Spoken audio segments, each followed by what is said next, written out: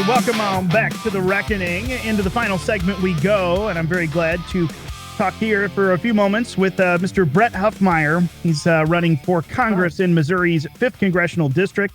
Of course, this is a brand new district of which much has been said now that it has extended far beyond its original boundaries, coming way over into mid-Missouri. A lot of opportunity now, leaning very likely Republican. That is why that Republican primary has become hotly contested, a number of candidates, and we'll get to meet another one now. Brett Hueffmeier, thank you for joining us for a few minutes. I'm glad you're here with us, sir. Yeah, thank you for having me on, Ryan. Yeah, I'm happy to be here. Well, I'm glad to hear from you. I know that there's a pretty crowded field. I mean, we've got are there six lined up in the 5th district.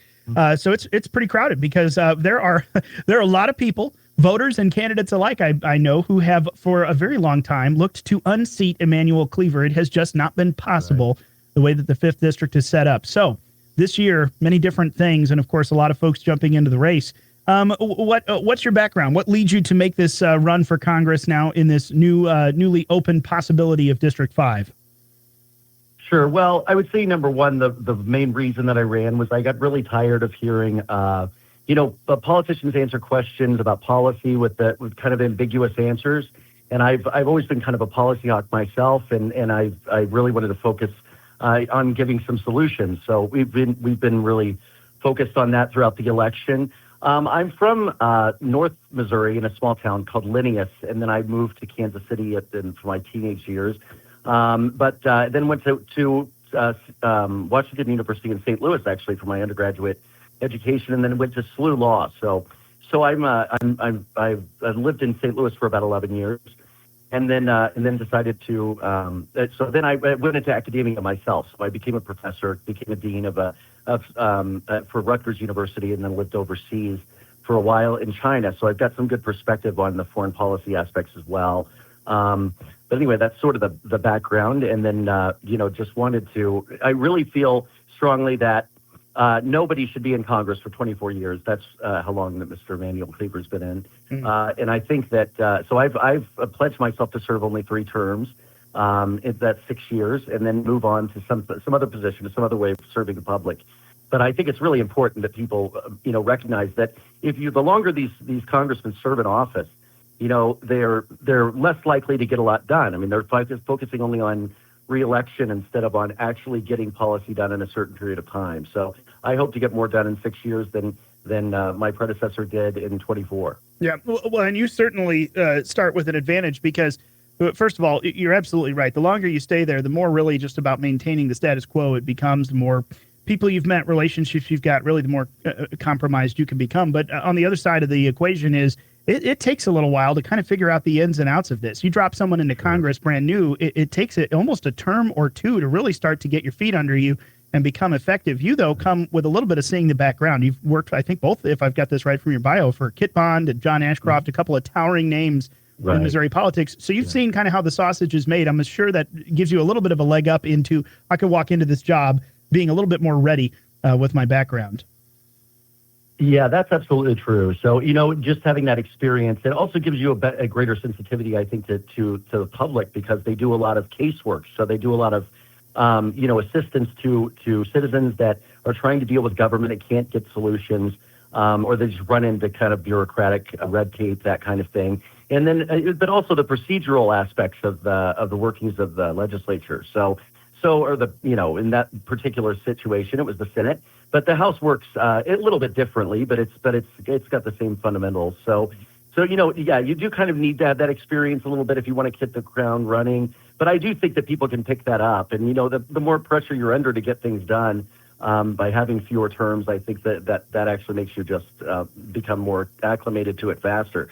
But yeah, that experience was great, and I'll tell you what I learned more than anything from it was just from Kit Bond always taught me that there are kind of national politicians and there are local politicians, and I don't mean at the levels of government, but really how they fundamentally address their jobs. And he was a local sort of politician. He came home and he did outings on the weekends and did a lot of things like that to just interact with regular people. And that's what I want to do too. I have no ambition to be on Fox News or all these different channels and trying to get headlines that way. That's not my ambition. My ambition is just to serve the public that I'm elected to serve and to provide them the best services that I can. Yeah, and I think you're absolutely right. I know some of the most respected congressmen that I've seen over the years, congressmen and women, are the ones who they sleep in their offices. They don't move into D.C. They come back home because home is my district. That's what I represent. That's always something that you keep that near and dear. I think you keep the attention of your constituents in a very good way.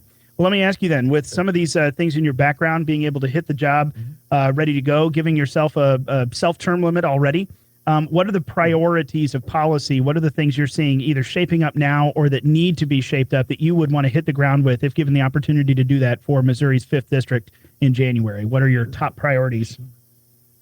Absolutely. So I would say on the more local level, I think that one of the biggest concerns that I've heard stressed throughout my interactions with people throughout the district, and we've driven probably thousands of miles altogether meeting with people, is that there is a lot of concern over the closing of rural hospitals. So we've got a solution for that, and that is to give veterans health care, kind of moving it over under Medicare, because it's now, it doesn't mean that you close these hospitals, the VA hospitals, but it does mean that they could get more localized access to care.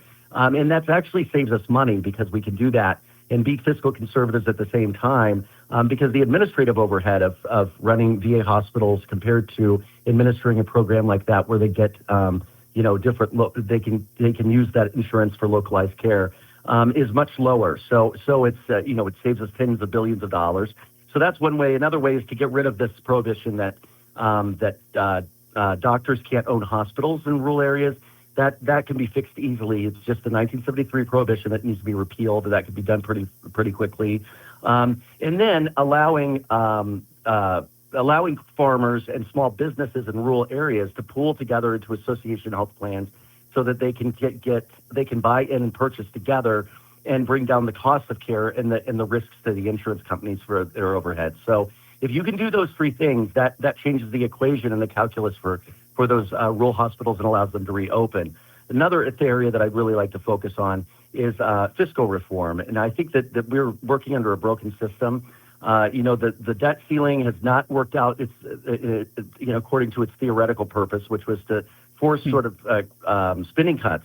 It needs to be changed. That needs to be removed. What they need to do is require that if we run a yearly deficit, in 5 years, that deficit has to be paid back. So if you started doing that, if you required that by law, then I think, and that means we still run into problems with that. And then, that would at least allow us to, if we had to run a deficit in a time of recession or whatever, to make that up later on when we're growing again. So there are reasonable solutions to these problems. And then also just the fiscal budgetary policy. We don't pass budgets on time, hardly ever.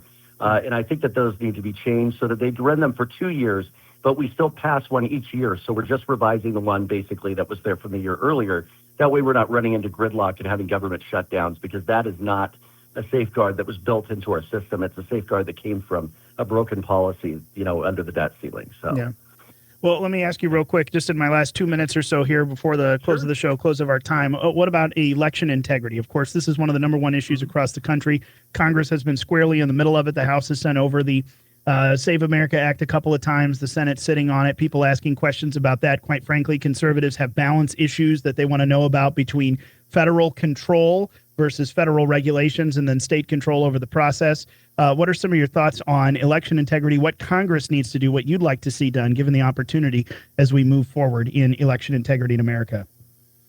Sure. So I think that there should be some federal standards in this area. And I do think that requiring a voter ID is something that's just logical. I mean, it's really, I don't understand how it's become such a big political controversy. Nobody should be arguing with the fact that you have to show an ID whenever you're voting. And that should be a federal requirement. No question about it. There's some of this that didn't happen previously. It was because of, kind of result of history, and after the Civil War. But those issues have been resolved in the South, where nobody should have a problem getting we all can get driver's licenses now and this and that. So there's no reason why nobody could get voter ID to be able to vote, as long as they're an American citizen. And we should be requiring that. Those are sensible solutions. We require it for everything else, like flying on an airplane. So I think those things are important. And I think it's a a way of really reassuring the American public too that our elections do have integrity and that we have a very good democratic system. I've been to 55 countries around the world. We have the best in the world. We're the strongest democracy in the world. But I do think that sensible solutions like this can make it even stronger. There you go. Brett Hueffmeier, you can find him, brettfrommmissouri.com. He's also out on Facebook, X, Instagram. You find him there. Of course, Tuesday is your primary election there in District 5. Brett, thank you so much for your time, and we wish you all the best on your election. You bet. Thank you so much. Have a good day, Ryan. You as well. Folks, that's all the time I've got for today. Unshakable Hope with Trisha and Jane is up next. I'll be back Monday at 4, day before the election. Until then, I hope you have a wonderful weekend.